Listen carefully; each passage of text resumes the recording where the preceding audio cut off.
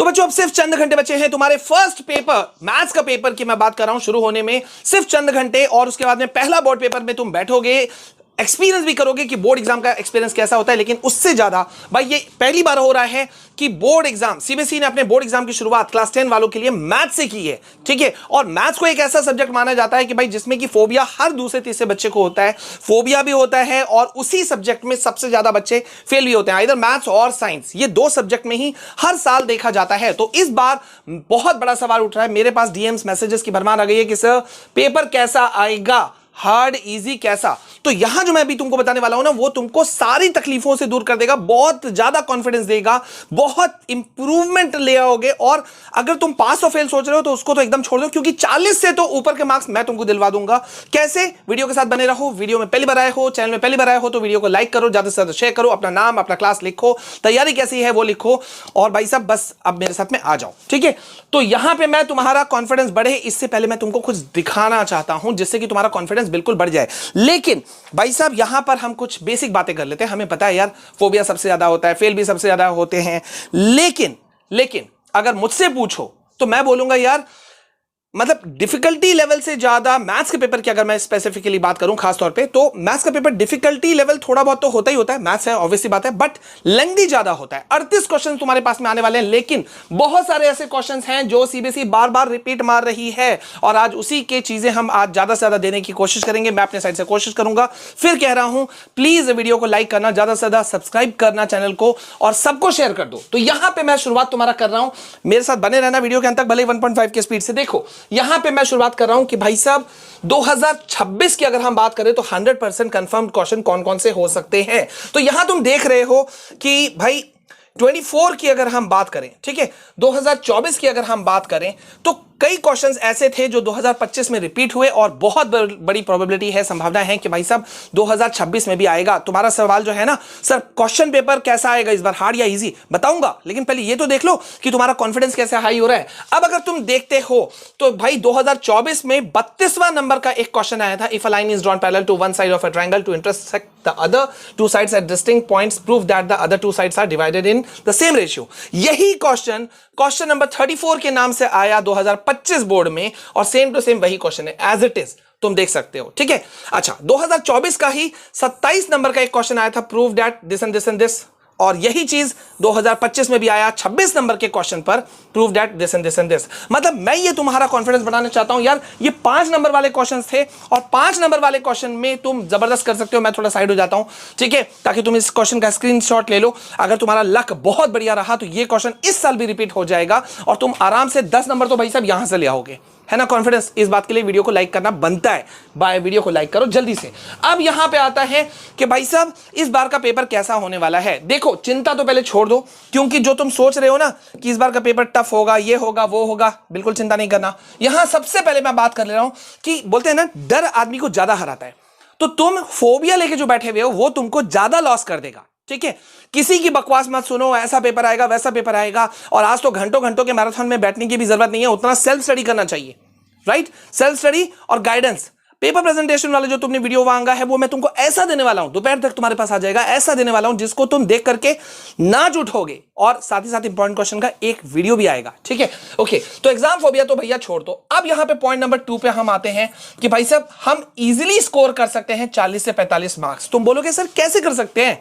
भाई साहब तुम्हारा सेक्शन ए जो है इसी में तुम्हारे 20 क्वेश्चन आते हैं एमसीक्यू के, ठीक है। तो एमसीक्यू के जो क्वेश्चन आते हैं, अगर इसको तुम अटेम्प्ट करते हो, मैं भी तुम्हें सारा चीज बताने वाला हूं, अटेम्प्ट करते हो तो इसमें से कितना भी कम अगर तुम करोगे तो 10-12 नंबर से तो ऊपर तुम उठा सकते हो, ठीक है। लेकिन इसमें बहुत सारे फैक्टर्स हैं, मतलब कहां पे कितना टाइम देना है, ये देना है, इसलिए मैंने सारा कुछ बना करके तुमको दिया है, ठीक है। तो तुमको कितना टाइम स्पेंड करना है वो भी मैं अभी बताऊंगा। लेकिन यहां पर मैं एक चीज बता दूं कि भाई साहब तुमको एक स्पेसिफिक टाइम पीरियड लेके चलना है, जो मैंने यहां तुमको दिया है, देख रहे हो, यहां मैंने तुमको दे दिया है ABCDE, कितना कितना सेक्शन, कितना कितना टाइम तुमको स्पेंड करना है, ताकि भाई साहब तुम्हारे पास में एट द एंड कम से कम 20 मिनट 15 मिनट तो बचे ही बचे, ताकि तुम कॉपी को रीचेक मार सको, ठीक है।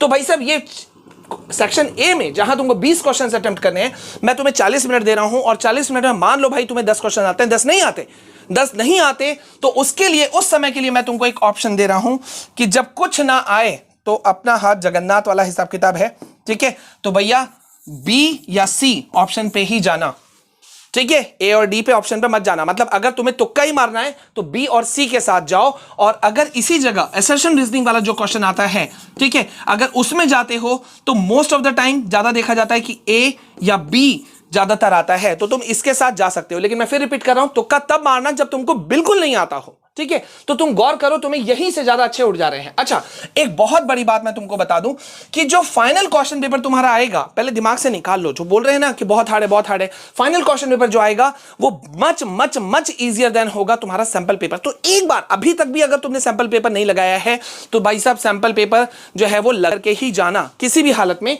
तो सैंपल पेपर तुम लगा लो, क्योंकि सैंपल पेपर से बहुत ईजी होता है फाइनल क्वेश्चन पेपर। एक बार मेरे रिक्वेस्ट पे लगा लेना, ठीक है। अच्छा, ये तो मैंने तुमको शुरू में ही बता दिया कि भाई साहब तुम्हारे टोटल नंबर ऑफ क्वेश्चंस हैं 38, जिसमें से 20 घटने के बाद में बचते हैं 28। अब हमें 28 का टाइम मैनेजमेंट करना है। तो भाई साहब सेक्शन ए पे तुम्हें देना है टोटल 40 मिनट, ठीक है, और सेक्शन बी पे 20 से 25 मिनट तुमको देना है। सेक्शन सी जो कि 3 नंबर वाला है, 6 क्वेश्चन आएंगे, 18 मार्क्स तुम्हारे यहां पे बनते हैं, 30 मिनट, डी पे 40 और ई पे 30, ठीक है। अच्छा, अब यहां पे एक बहुत बड़ा सवाल मुझसे बहुत सारे बच्चे पूछते हैं, सर पहले किस सेक्शन को अटेम्प्ट करना चाहिए। मैथ्स की पेपर की अगर मैं बात करूं, ठीक है, तो पहले तो 15 मिनट जो तुमको मिला क्वेश्चन पेपर रीडिंग के लिए, उसमें तो तुम जल्दी से देख लो, एक उड़ती नजर डालो, हर सेक्शन को देखो, अपना लेवल चेक करो तुम्हारे लिए कौन सा फेवरेबल है। अब अगर उसके बाद में तुम मेरा एडवाइस चाहते हो तो मैं बोलूंगा एक बार 20 मिनट, 15 मिनट तो तुमने क्वेश्चन पेपर भी दिया, 20 मिनट सेक्शन ए को देने में कोई हर्ज नहीं है। तो 20 मिनट तुम दे दो। सबसे पहले अटेम्प्ट करो किसको अटेम्प्ट करोगे? सेक्शन ए को, ठीक है, सेक्शन ए को। आई रिपीट, मैं फिर से बोल रहा हूं भाई साहब, ये तब रूल लागू होगा जब तुम कहीं से कुछ ना सको। तो सबसे पहले सेक्शन ए को तुमने अटेम्प्ट किया, उसके बाद में सेक्शन, मेरे हिसाब से सेक्शन मेरे हिसाब से तुमको सेक्शन डी या ई पे जाना चाहिए। बड़े क्वेश्चंस हैं, अटेम्प्ट कर लो, बड़े आराम से निकाल लोगे, ठीक है। ओके, अब यहां पे मैं एक और बात बोल दूं कि भाई साहब तुमको स्टेप मार्किंग मिलता है मैथ्स में, ठीक है। नीट एंड क्लीन पे तो मार्क्स मिलता ही मिलता है, स्टेप मार्किंग पे भी मार्क्स मिलता है। तो अगर तुम कुछ ना सको तो भाई साहब आंसर को सजाने का तैयारी करो, और इसलिए मैंने कहा पेपर प्रेजेंटेशन वाला वीडियो, नेक्स्ट वीडियो आने वाला है, ठीक है। तो आंसर को अच्छे से लिखो, कुछ नहीं आता है तो क्वेश्चन देके कुछ स्टेप्स को सॉल्व करने की कोशिश करो, लेकिन ये तुम कब करोगे? सबसे लास्ट में। याद रखना, ये टाइम मैनेजमेंट तुम्हारे लिए बहुत मायने रखता है। 40 मिनट तो 40 मिनट ही लगना चाहिए, 2-5 मिनट 7 मिनट आगे पीछे हो जाए चलेगा। सेक्शन डी में अगर 40 मिनट लग रहा है तो उतना ही लगना चाहिए, क्योंकि भाई साहब तुम्हारे पास समय कम है। और मैथ्स ऐसा होता है ना, अगर कहीं पे एक रूल है, अगर कहीं पे ज्यादा टाइम लग रहा है तो उस पर्टिकुलर क्वेश्चन को तब छोड़ देना ही बेहतर है। एक पर्टिकुलर क्वेश्चन में ही तुमने 10 मिनट दे दिया, नहीं होगा, तुमको शुरू से ही लीड करना पड़ेगा, ठीक है, एक्सीड करना पड़ेगा। तो अब तुम्हें समझ आ रहा होगा कैसे तुम मार्क्स अच्छा उठा सकते हो, ठीक है। अच्छा, फाइनल आउटकम पे आते हैं कि भाई साहब एग्जाम का लेवल कैसा होगा। तो मॉडरेट लेवल से डिफिकल्टी लेवल इसी आसपास में रहने वाला है, जो इस बार का पता चल रहा है हमें। और मैं तुम्हें बता दूं 2026 मेरे पास में ये एक्सपर्ट रिव्यू मैं तुमको बता रहा हूं, जो मैंने बहुत सारे अपने उन साथियों के साथ में मिलकर के बनाया है, जो कि मेरे साथ में कॉपी चेकिंग में भी रहते थे और क्वेश्चन पेपर सेट में भी रहते थे। तो भाई साहब मैं यहां बता दूं कि कॉम्पिटेंसी बेस्ड क्वेश्चंस इस बार 2026 का जो क्वेश्चन पेपर होगा वो ट्रिकी क्वेश्चन ज्यादा होगा, ठीक है, लेंथी पेपर ज्यादा होगा, थोड़ा कंफ्यूजिंग होगा। लेकिन अगर कॉम्पिटेंसी बेस्ड क्वेश्चंस को तुमने अटेम्प्ट कर लिया 3 नंबर वालों को तो तुम जीत जाओगे। केस स्टडी बेस्ड क्वेश्चन को तुमने कर लिया तो तुम जीत जाओगे। एमसीक्यू को कर लिया तो जीत जाओगे।